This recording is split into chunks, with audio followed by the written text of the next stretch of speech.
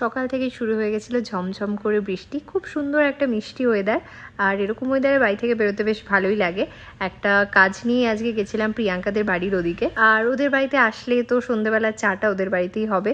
তো কাকিমা চাটা করে দিয়েছিল, আমরা এখানে দেখো জানলার ধারে বসে খাচ্ছিলাম। আর তারপর ওরা বাড়িতে নিয়ে এসেছিল বানিয়ে, মানে বাড়িরই বানানো এগরোল।